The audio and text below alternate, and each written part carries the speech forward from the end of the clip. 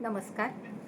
मैं मीरा श्रीवास्तव फिर उपस्थित हूँ आप सबके समक्ष एक नई बात, एक नया विचार, एक नई पहल लेकर। पसंद आए तो लाइक करिए, शेयर करिए और सब्सक्राइब भी करिए।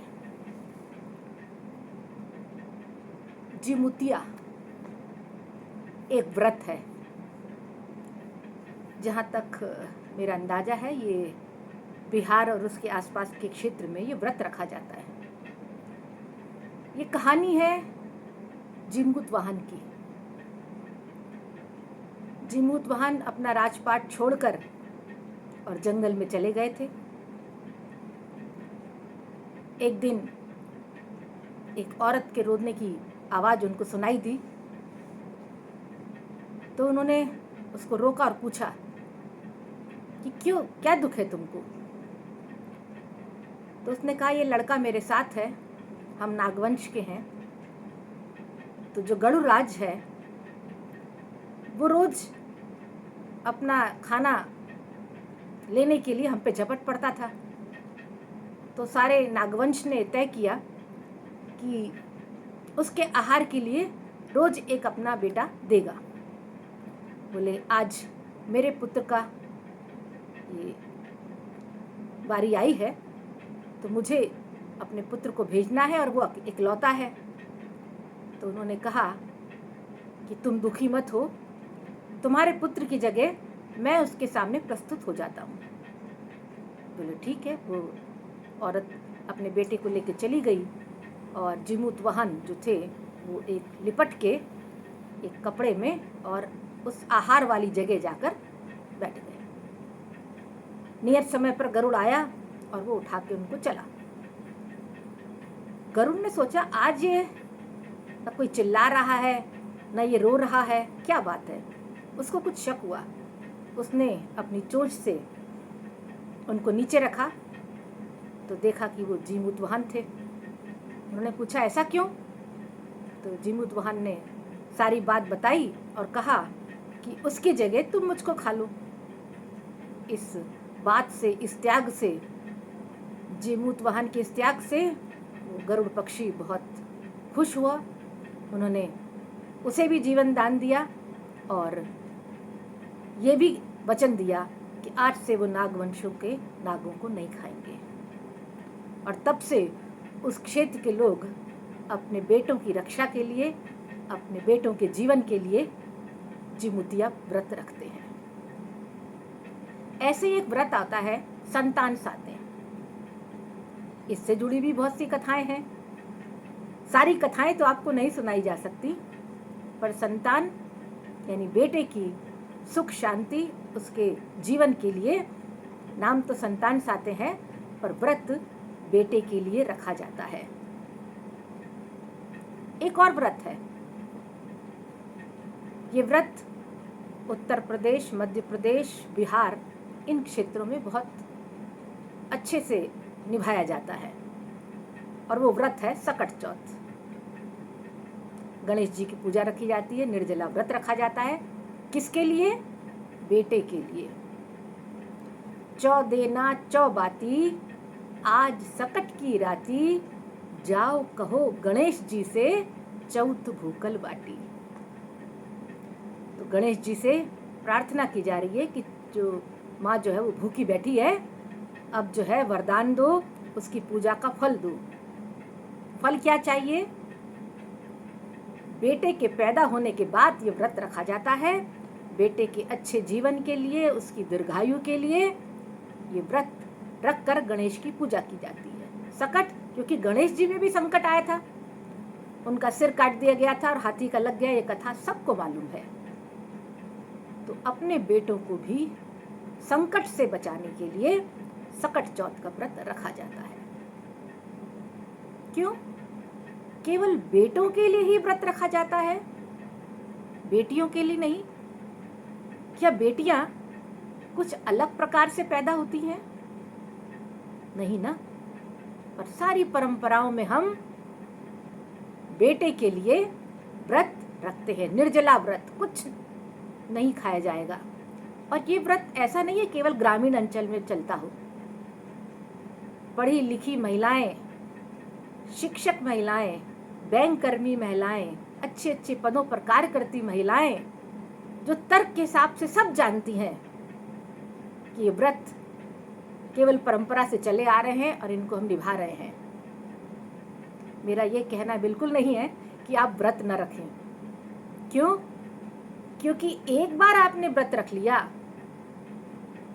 तो संशय में, संदेह में कि कहीं कुछ हो ना जाए, कहीं बेटे को कुछ हो ना जाए, इस संशय से, इस डर से व्रत आगे चलते रहते हैं। मेरा आप सबसे यही निवेदन है कि आप व्रत रखें, पर बेटियों के लिए भी साथ रख लें। संतान सातों में बेटों के साथ बेटियों के लिए आप दीर्घायु की कामना नहीं कर सकती, उसके अच्छे जीवन की कामना नहीं कर सकते। जिमुतिया में क्या लड़के के लिए ही प्रार्थना की जाती है? लड़की के सुख के लिए प्रार्थना नहीं कर सकते? सकट चौथ, लड़की पे भी तो संकट आ सकता है। लड़की की दीर्घ जीवन की कामना माँ क्यों नहीं करती? आप व्रत रखें, क्योंकि व्रत आप तोड़ना भी चाहेंगे, व्रत न भी रखना चाहेंगे तो घर में जो बुजुर्ग होंगे, अब वो तो महिला सशक्तिकरण नहीं मानेंगे, समझदार मान भी सकते हैं, पर आप घर में जो लड़की भी है, जो बेटी भी है, उसको समझा सकते हैं, उसको बता सकते हैं कि ये व्रत मैंने तुम दोनों के लिए रखा है, तुम दोनों की मंगल कामना के लिए रखा है, तुम जो दोनों के दीर्घायु जीवन के लिए रखा है। तो आप तो परंपरा निभा रही हैं, पर कम से कम आगे आने वाली पीढ़ी इस परंपरा को तो तोड़े। बेटी अपनी माँ को देखती है बेटों के लिए व्रत रखते हुए, उसकी मंगल कामना करते हुए, उसके दीर्घायु के लिए माँ को व्रत रखते हुए, कठिन व्रत जिसमें पानी भी नहीं पीना है, वो भी यही सीखती है। संस्कारों में यही वो पाती है कि बेटों के लिए व्रत रखना है। वो बेटी फिर माँ बनती है और फिर वो व्रत रखती है बेटों के लिए। कैसे महिला सशक्त होगी जब स्वयं महिला के पैदा होने को, उसकी दीर्घायु के लिए, उसके जीवन रक्षा के लिए स्वयं प्रार्थना नहीं करती है, बेटियों को अलग कर देती हैं, बेटों के लिए पूजा करते हैं। तो आप जिनकी बेटियां ही हैं, आप व्रत रखना शुरू कर दीजिए। जिनके बेटे हैं और बेटी हैं, वो बेटियों को समझाएं कि ये व्रत हमने तुम्हारे लिए भी रखा है। और जिनकी केवल बेटियां हैं, वो ये व्रत नहीं रखती हैं, तो मेरा उनसे निवेदन है कि आप भी अपनी बेटियों के लिए व्रत रखें।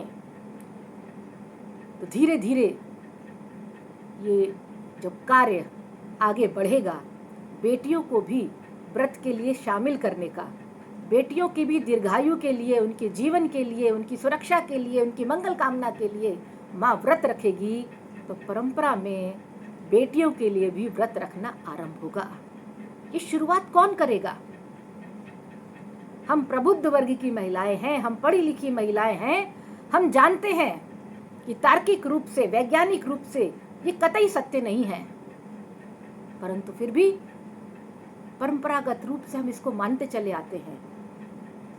डर बैठ जाता है कि हम इसको तोड़ देंगे तो कहीं हमारे बच्चों को कुछ हो ना जाए, बेटे को कुछ हो ना जाए। तो इस डर को हटाने को नहीं कह रही मैं चाहती हूँ आप बेटियों को भी उतना महत्व दें। हम प्रबुद्ध वर्ग, हम शिक्षित वर्ग, हम शिक्षक वर्ग, जो भी जागरूक महिला है, ऐसे ही बहुत से छोटी छोटी बातें हैं, छोटे छोटे कारण हैं जो महिला को महिला होने का महत्व दिखाते हैं। एक बेटी को उसका महत्व समझाते हैं कि माँ मेरे लिए भी व्रत रखती है, मैं भी अपनी बेटी के लिए व्रत रखूंगी। तो आइए ना, क्यों ना एक नई परंपरा डालें। महिला को सशक्त करना है तो पहले महिला की भावना को तो सशक्त करिए कि मैं बेटी हूँ, मैं पराया धन नहीं, मैं अपनी माँ के लिए भी उतनी ही दायित्वपूर्ण ढंग से काम कर सकती हूँ जितने मेरा भाई। माँ मेरी भी मंगल कामना करती है, और यदि मैं 2 घरों को मंगल करूं तो क्या दिक्कत है। अगर आप बेटी की कामना करेंगे, बेटी की मंगल कामना करेंगे, तो बेटी तो 2 घरों का मंगल करेगी, जिस घर में अभी है और जिस घर में वो जाएगी। तो आपकी ये पूजा, आपका ये व्रत 2 घरों को संवारेगा। क्यों ना हम इस परंपरा को कुछ बदल दें, और ये बदलाव हमें अपने आप से लाना है। पहले हम बदलेंगे, तब समाज बदलेगा। तो आइए समाज को बदल डालें और पहल अपने से करें। नमस्कार।